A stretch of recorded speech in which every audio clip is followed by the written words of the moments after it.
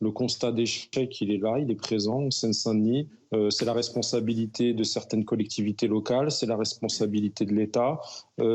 C'est un département qui est très compliqué, c'est le département le plus criminogène de France. Et aujourd'hui, dans ce département-là, il y a plus de...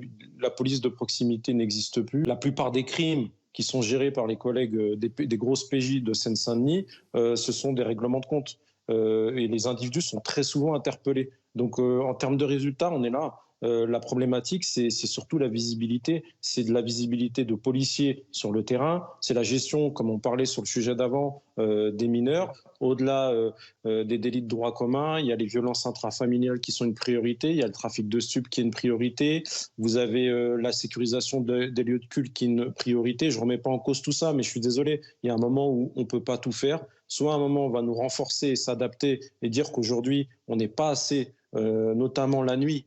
C'est encore pire parce qu'en général, c'est un véhicule par circonscription. Donc vous imaginez qu'avec un véhicule par circonscription, si jamais on n'a pas les unités départementales, la messe est dite. Vous avez un gérant de Pointe-d'Île qui est originaire de Sevran qui a été assassiné. D'accord ? Il s'est pris une balle dans la nuque. Donc là, aujourd'hui, on a 7 autres individus qui se sont fait tirer dessus.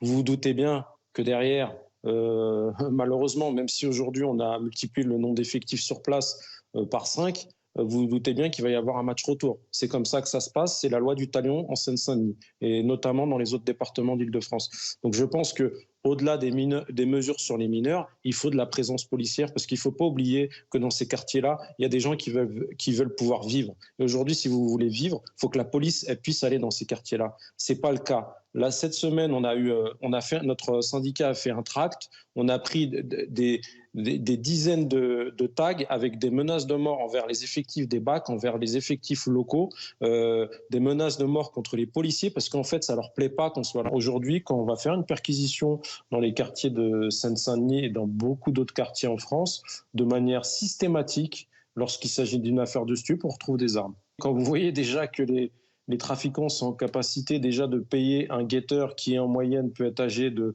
13 à 17, 18 ans, à 100 euros par jour. Je ne sais pas si vous imaginez ce que ça représente. Qu'un gérant de point stup, il fait un minima 150, 200 euros par jour. Donc vous comprenez que ces gens-là ont largement les moyens, notamment avec l'augmentation de la vente de drogue dite dure, qui rapporte beaucoup plus que le cannabis. Donc moi, ça ne me surprend pas. Ça fait très longtemps qu'ils ont les moyens. La problématique, c'est que les policiers sont dus à l'aspect missionnel. Ils ont tellement de missions qu'ils ne peuvent plus être aujourd'hui sur le terrain dans ces quartiers-là.